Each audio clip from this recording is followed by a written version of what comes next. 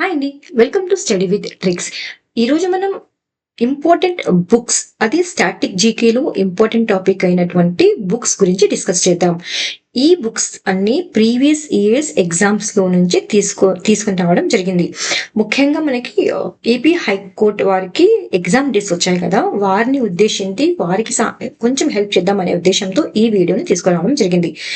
బుక్సే కాకుండా national movement, ఇంకా India cultural dances, ఇంకా ఏమైనా మీకు కావాలంటే టాపిక్స్ పైన కమెంట్ బాక్స్ లో పింక్ చేయండి. I try to make it. So let's start the video. A P high court exams కే కాదండి, ఏ ఎగ్జామ్స్ కైనా సరే, ఆర్ఆర్బిసి, ఎన్టీపీసీ, ఎస్ఎస్సి, ఏ ఎగ్జామ్ కైనా సరే జీకే అనేటువంటిది important. So let's start the session. Who among the following is the author of the book The Buddha and His Dhamma, which was published in 1957 after the author's death?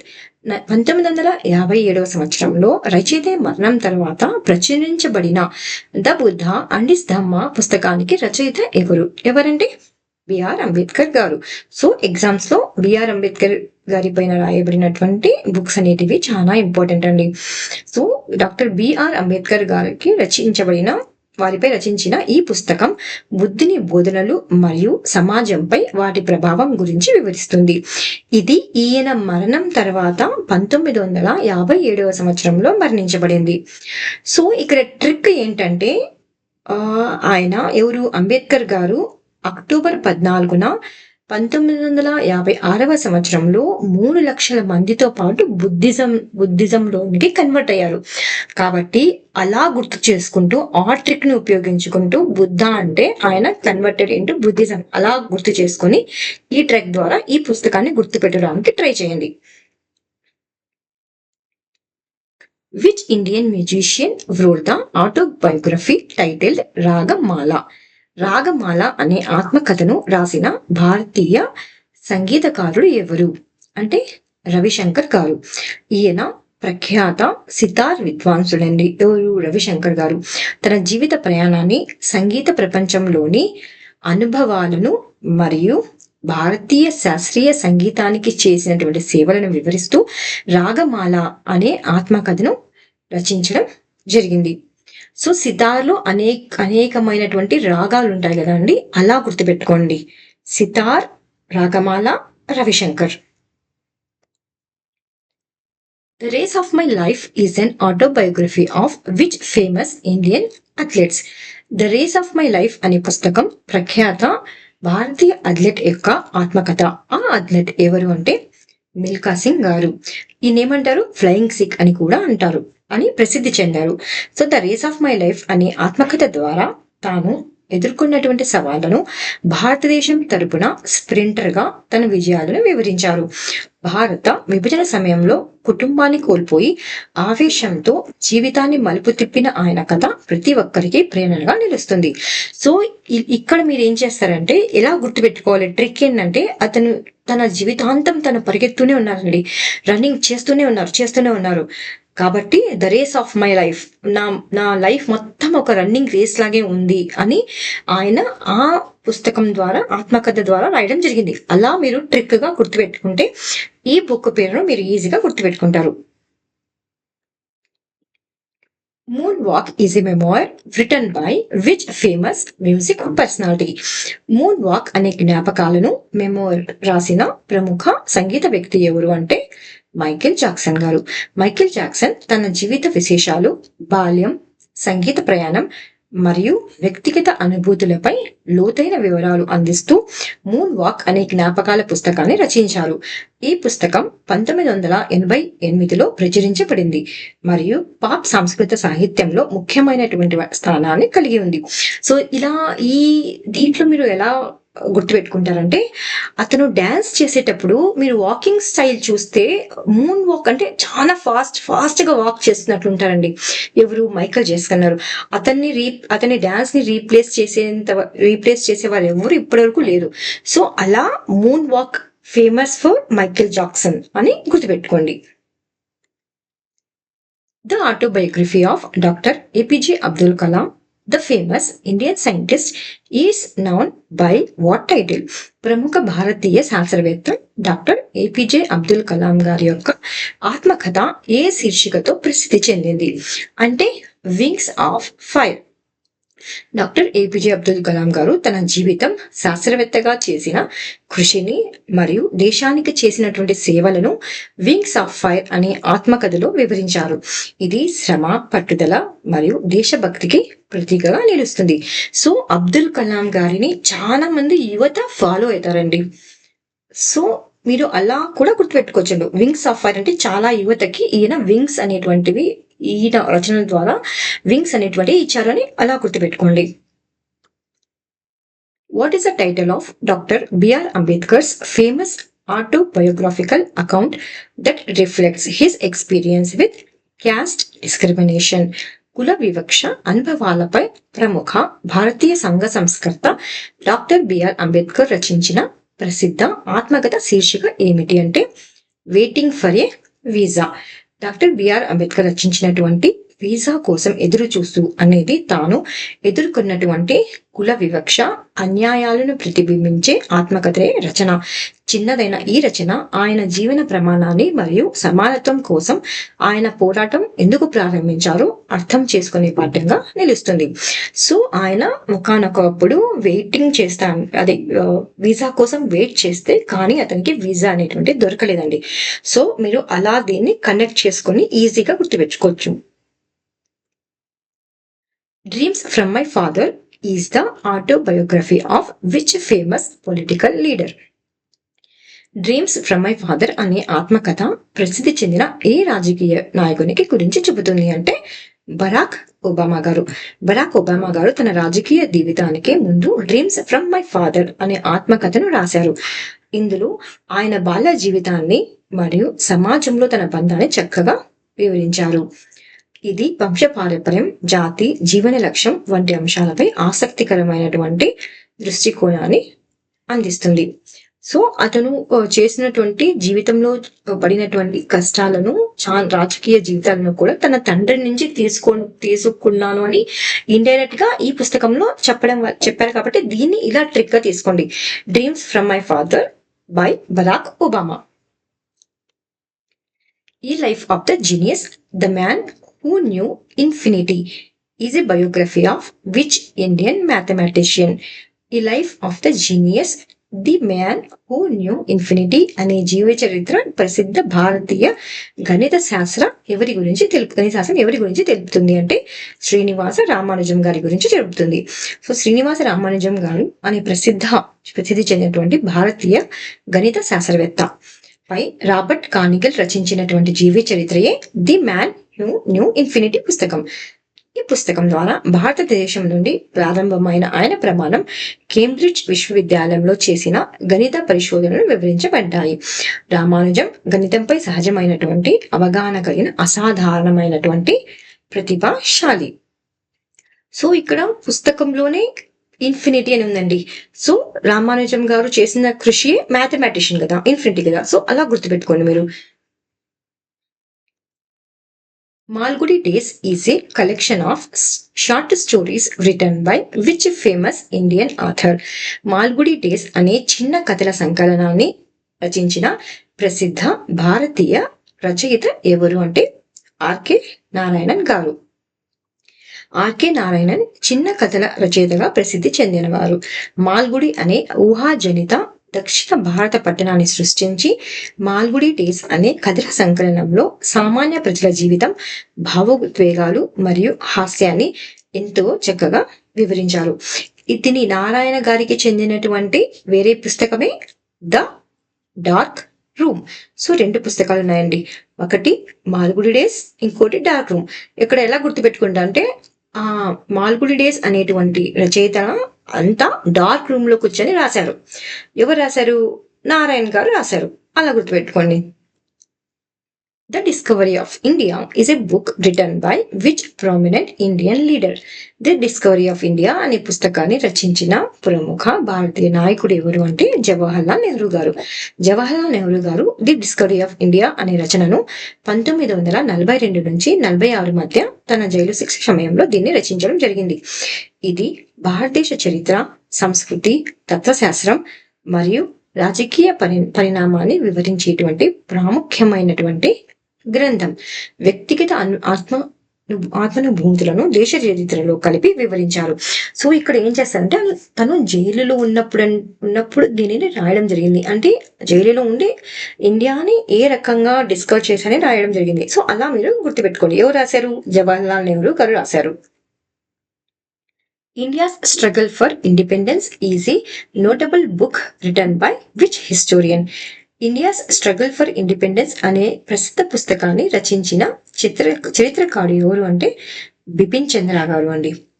So Bipin చంద్ర రచించిన India's struggle for independence పుస్తకం భారత స్వాతంత్ర ఉద్యమంలోని ప్రముఖ సంఘటనలు, నాయకులు మరియు ఆలోచన పరివర్తనలను వివరించేటువంటి సమగ్రమైన రచన.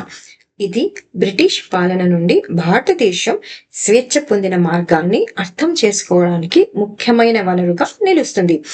సో ఇలా ఇక్కడ మీరు ట్రిక్ ఏమంటే ఇండియా స్ట్రగుల్ ఫర్ ఫ్రీడమ్ కదా, ఇండియా యొక్క ఫ్రీడమ్ కోసం స్ట్రగుల్ చేసి బీపీ వచ్చింది అంటే ఇవన్నీ జస్ట్ ఓన్లీ ట్రిక్స్ అండి. సో వేరే విధంగా తీసుకోకండి. సో నేను జస్ట్ ట్రిక్స్ కోసం గుర్తుండడానికి మాత్రమే చెప్తున్నాను. సో స్ట్రగుల్లో ఇండియాకు ఫ్రీడమ్ తీయడానికి స్ట్రగుల్ చెంది బీపీ వచ్చింది. సో ఇలా Bipin Chandra Indian struggle for independence. Which spiritual leader authored the autobiographies Freedom in Exile and My Land and My People? Freedom in exile మరియు my land and my people అనే ఆత్మకథలను రచించినటువంటి ఆధ్యాత్మిక నాయకుడు ఎవరు అంటే దలైలామా గారు. సో దలైలామా గారు టిబెటియన్ ఆధ్యాత్మిక నాయుడు మరియు నోబెల్ శాంతి బహుమతి గ్రహీత. తన బాల్యం టిబెట్ లోని నిరాశుడిగా మారినటువంటి జీవితం మరియు ప్రపంచ శాంతి కోసం చేసిన సేవలను my land and my people freedom in exhale అనే ఆత్మకథలో వివరించడం జరిగింది. తను ఎంత ఇష్టపడ్డానంటే తన ల్యాండ్ ని, అందుకే తన ల్యాండ్ గురించి రాశారు ఎంత ఇష్టపడుతున్నారు అని. సో ఫ్రీడమ్ ఇన్ స్ట్రగుల్ కోసం తన ల్యాండ్ కు ఫ్రీడమ్ తేవడానికి తను ఎంత స్ట్రగుల్ పడ్డారో దీని గురించి వివరించడం జరిగింది. కాబట్టి అలా ట్రిక్ గా గుర్తుపెట్టుకోండి. Galpagucha is a collection of short stories written by which renowned Indian author? Galpagucha అనే చిన్న కథల సంకలనం ప్రసిద్ధ భారతీయ రచన. ఎవరి రచన అంటే రవీంద్రనాథ్ ఠాకూర్ గారిది. సో రవీంద్రనాథ్ ఠాకూర్ భారతదేశపు మొట్టమొదటి నోబెల్ బహుమతి గ్రహీత. గల్పగుచ్చ అనే కథల సంకలనాన్ని రచించారు. ఇందులో మానవ భావోద్వేగాలు, సమాజ వ్యవహారాలు మరియు నిత్య జీవితంలో ఎదురయ్యే నైతిక సందిగ్ధలను విశిష్టంగా వివరించారు. ఇది ఆయన కథ చెప్పే నైపుణ్యాన్ని ప్రతిబింబిస్తుంది. The Origin of Species is a ground-breaking book written by which scientist to describe the concept of evolution. జీవ పరిణామం భావనను వివరించేందుకు రచించిన ది ఒరిజిన్ ఆఫ్ స్పీసీస్ అనే విప్లవాత్మక పుస్తకాన్ని రచించిన శాస్త్రవేత్త ఎవరు అంటే చార్లెస్ డార్విన్. ది స్పీసీస్ ఎలా స్పీసీస్ అనేటువంటివి జరిగి అంటే గెలిచారు కదా, అంటే స్పీసీస్ అనేటివి ఎలా ఒక స్టేజ్ తర్వాత ఇంకొక స్టేజ్ ఎలా వచ్చాయని చెప్పేదే ఆరిజినల్ స్పీసీస్. తన పేరులోనే విన్ అని ఉంటుంది. అలా దీన్ని లింక్ చేసుకొని గుర్తుపెట్టుకోవడానికి ట్రై చేయండి. చార్లెస్ డార్విన్ 1859లో ది ఒరిజిన్ ఆఫ్ స్పీసీస్ పుస్తకాన్ని రచించారు. ఇందులో నేచురల్ సెలెక్షన్ సిద్ధాంతాన్ని పరిచయం చేశారు. జీవులు తమ పరిసరాలకు సరిపడే లక్షణాలతో అభివృద్ధి చెందుతూ ఎలా విన్ అయ్యారు. సో అలా డార్విన్ ఎలా అభివృద్ధి చెందుతూ తరం తర్వాత తరానికి మారడం గురించి వివరిస్తారు. ఈ పుస్తకం ద్వారా ఆధునిక జీవశాస్త్రానికి పునాదిని వేశారు. Yes Against Arts is the autobiography of which renowned Indian athletes? Yes Against Arts అనే ఆత్మకథ పుస్తకం ప్రసిద్ధ భారతీయ అథ్లెట్ ఎవరు అంటే సానియా మిర్జా గారు. సో సానియా మిర్జా గారు భారతదేశ ప్రఖ్యాత టెన్నిస్ క్రీడాకారిణి. ఏస్ ఎగెనెస్ట్ ఆడ్స్ అనే ఆత్మకథలో తన జీవిత ప్రయాణాన్ని, ఎదురైన సవాళ్లను మరియు విజయాలను అందంగా వివరించారు. ఒక సాధారణ బాలికగా ప్రారంభించి ప్రపంచవ్యాప్తంగా గుర్తింపు పొందిన క్రీడాకారిణిగా ఎదిగిన తన జీవితం ఈ పుస్తకంలో ప్రేరణగా నిలుస్తుంది. సో తన లైఫ్ జర్నీలో ఎన్ని ఆర్ట్ సిచ్యువేషన్స్ ని కూడా తను చూశారనమాట. అలా మీరు సానియా మిర్జా ఆర్ట్ సిచ్యువేషన్ ని చూసారని ఏస్ అగెనెస్ట్ ఆర్ట్స్ అని గుర్తుపెట్టుకోండి. In the Afternoon of Time is the autobiography of which renowned Indian poet? In the Afternoon of Time అనే ఆత్మకథ ప్రసిద్ధ భారతీయ కవి ఎవరు అంటే హర్షవర్ధన్ రాయ్ బచ్చన్ గారు. సో హర్షవర్ధన్ రాయ్ బచ్చన్ అంటే ఇది మాత్రమే కాక మధుశాల వంటి హిందీ కవితలతో పేరు పొందిన ప్రఖ్యాత కవి. In the afternoon of time అనే ఆత్మకథను ఇంగ్లీషులో రచించారు. ఈ రచన ఆయన వ్యక్తిగత జీవితం, సాహిత్య ప్రయాణం మరియు కాలానుగుణ సామాజిక సాంస్కృతిక దృశ్యాన్ని లోతుగా వివరిస్తుంది. The inheritance of loss is a novel written by which award winning Indian author? The inheritance of loss అనే నవల రచించిన బహుమతి పొందినటువంటి భారతీయ రచయిత ఎవరు అంటే సానియా మిర్జా. సారీ అండి, ఇక్కడ సానియా మిర్జా కాదు, కిరణ్ దేశాయ్. ఇక్కడ కొంచెం మార్క్ చేసుకోండి మీరు. సో కిరణ్ దేశాయ్ రచించినటువంటి ద ఇన్హెరిటెన్స్ ఆఫ్ లాస్ నవల 2006లో మాస్ బుక్కర్ ప్రైజ్ అవార్డుని పొందింది. ఏ బుక్కర్ ప్రైజ్ అవార్డు పొందింది అంటే అండి మాస్ బుక్కర్ ప్రైజ్ అవార్డుని పొందింది. ఇది భారతదేశం మరియు పాశ్చాత్య దేశాల్లో జీవిస్తున్న పాత్రల జీవితాల ద్వారా వలస, గుర్తింపు మరియు సాంస్కృతిక వేరుపాటు వంటి విషయాలను విశ్లేషిస్తుంది. Padmavat is an epic poem return by which historical Indian poet? Padmavat అనే ప్రాచీన ఖండ కావ్యాన్ని రచించినటువంటి భారతీయ కవి ఎవరు? సో మీకు ఈజీగా పుస్తకం అనేది గుర్తుండాలని నేను ఒక ఇమేజ్ ని కూడా ఇక్కడ యాడ్ చేయడం జరిగిందండి. మీరు క్లాస్ వింటిలో ఆ పిక్చర్ ని చూస్తే, ఆ ఇమేజ్ ని చూస్తే మీకు గుర్తుండడానికి అవకాశం ఎక్కువగా ఉంటుంది.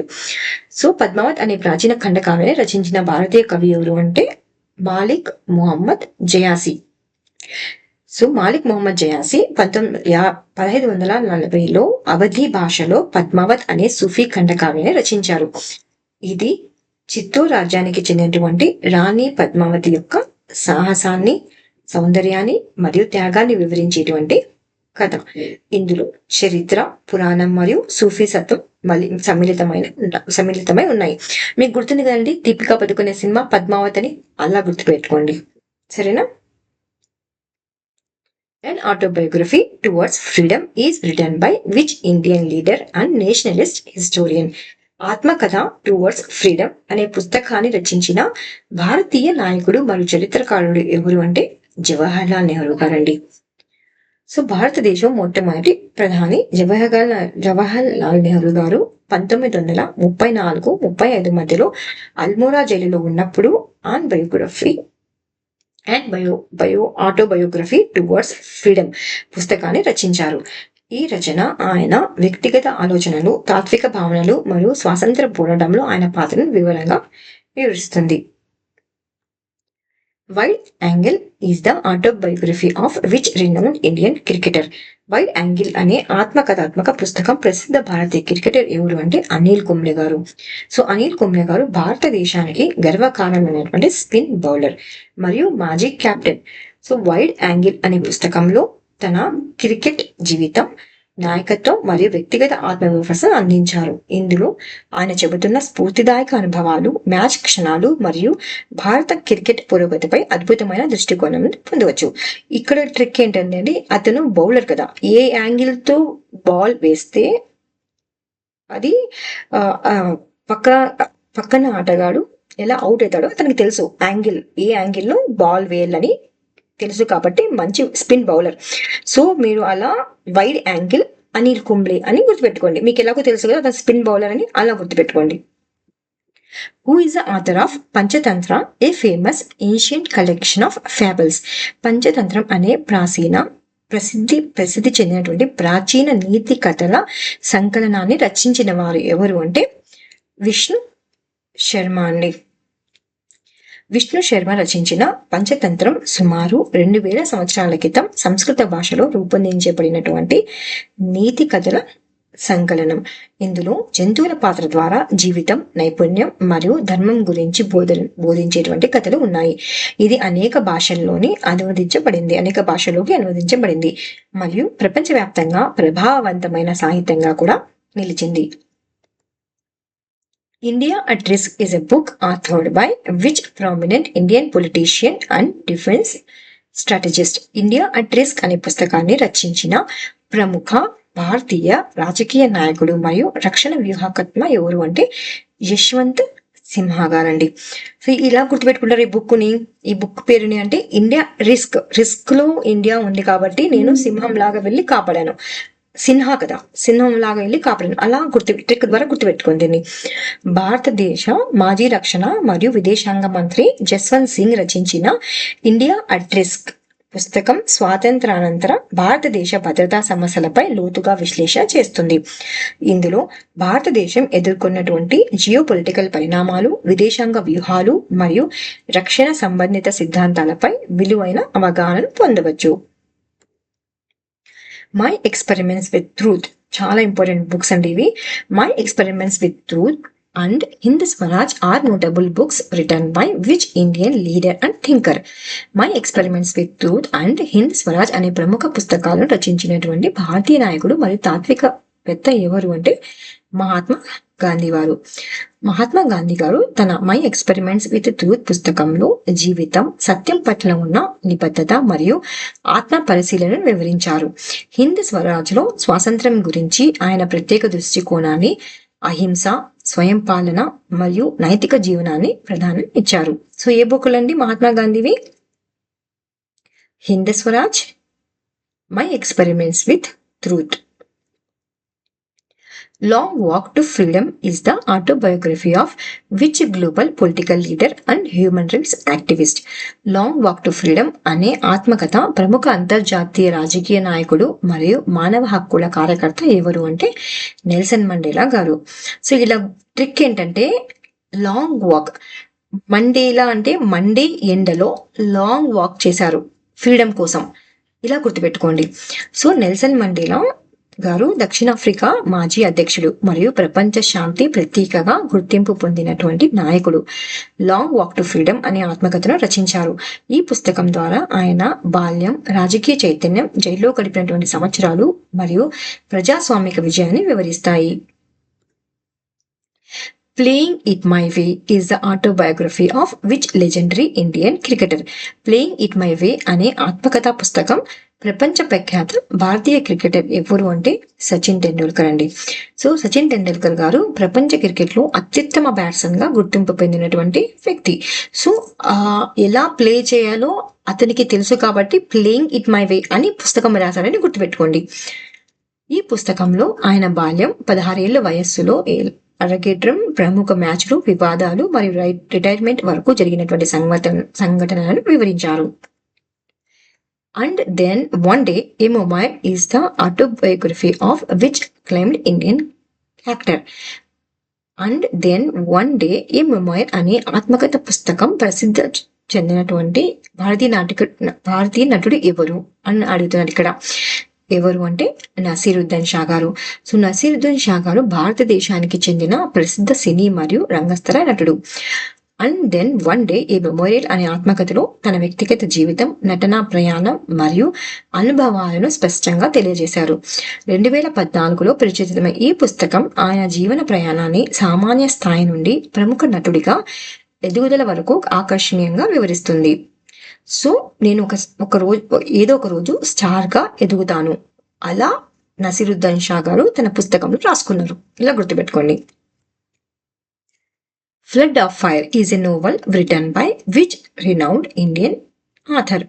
ఫ్లడ్ ఆఫ్ ఫైర్ అనే చారిత్రక నవలను రచించిన ప్రసిద్ధ భారతీయ రచయిత ఎవరు అంటే అమితావ్ ఘోష్ గారు. సో అమితావ్ ఘోష్ గారు రచించిన ఫ్లడ్ ఆఫ్ ఫైర్ నవల ఐబ్రిస్ రిడల్జీకి ముగింపు భాగం. ఇది బ్రిటన్ మరియు చైనా మధ్య జరిగిన మొదటి ఓపియం యుద్ధం చుట్టూ తిరుగుతూ వాణిజ్య రాజకీయాలు, వలస పాలన ప్రభావాలు మరియు 19వ శతాబ్దపు మనుషుల అనుభవాలను వివరించేటువంటి కథ. దీనిలో ఇది జస్ట్ ట్రిక్స్ మాత్రమే అండి. ఫైర్ అంటే ఫైర్ మీద మనం, ఘోష్ అంటే ఇది కదా ఏమంటారు, ఘోష్ అంటే మాంసం కదా, ఫైర్ మీద పెట్టి కాచుకుంటాం కదా. సో అలాగా గుర్తుపెట్టుకోండి, జస్ట్ ట్రిక్ మాత్రమే. A Brief History of Time is a famous book written by which renowned theoretical physicist?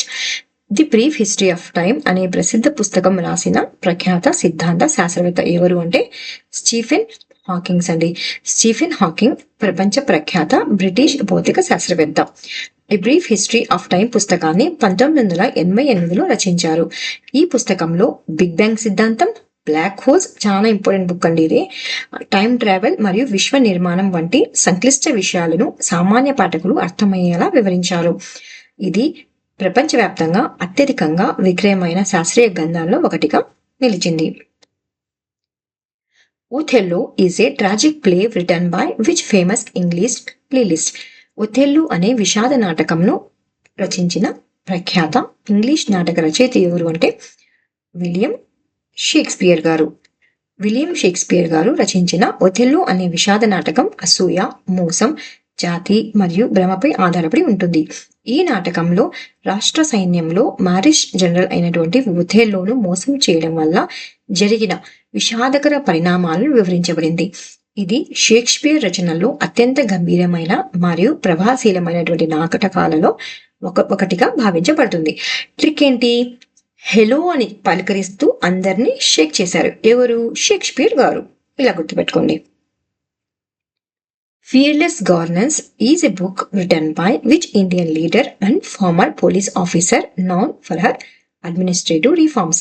Fearless Governance అనే పుస్తకాన్ని రాసిన ఎవరు అంటే పదవీ పరిపాలన సంస్కరణలకు ప్రసిద్ధి చెందిన భారతీయ నాయకురాలు ఎవరు అంటే కిరణ్ బేడి గారు. సో కిరణ్ బేడి గారు భారతదేశపు మొట్టమొదటి ఈమె మహిళా ఐపీఎస్ అధికారి అండి. ఆమె ఫస్ట్ ఐపీఎస్ అధికారి, అంటే ఆమెకి ఫియర్ అనేది లేదు. అలా గుర్తుపెట్టుకోండి, ఫియర్ అనేది లేదు కాబట్టి ఫియర్లెస్ గవర్నెన్స్ అనే బుక్ ను రాసింది. ఆమె గవర్నర్ గా కూడా పనిచేశారు. సో ఈ బుక్ ను రాశారని గుర్తుపెట్టుకోండి. ఈ ఫియర్లెస్ గవర్నెన్స్ అనే పుస్తకాన్ని తన పదవి అనుభవాల ఆధారంగా రాశారు. ఇది ప్రజల కోసం పారదర్శక పాలన, సమర్థవంతమైన విధానాల రచన మరియు ప్రజా భాగస్వామిని ప్రోత్సహించే నాయకత్వం గురించి వివరిస్తుంది. Untouchable is a landmark novel written by which pioneering India author? Untouchable అనే ప్రముఖ నవలను రచించిన భారతీయ రచయిత ఎవరు అంటే ముల్క్ రాజ్ ఆనంద్ గారు. దీని ట్రిక్ ఎలా గుర్తుపెట్టుకుంటారు మీరు? ముల్క్ అంటే పూర్వకాలంలో ముల్క్ అంటే ఏంది? రాజ్యం. రాజులు ఏం చెప్పేవారు? నా రాజ్యాన్ని టచ్ చేయొద్దు, నా ముల్క్ ని టచ్ చేయొద్దు అని చెప్పేవారు. సో ముల్క్ అన్టచబుల్, అలా గుర్తుపెట్టుకోండి.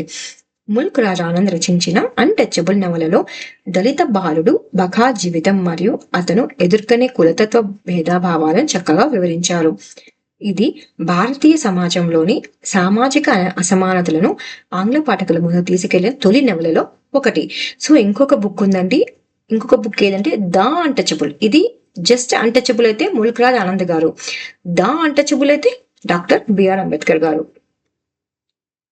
Golden girl is an autobiography of which renowned Indian athlete celebrated for her achievements in track and field?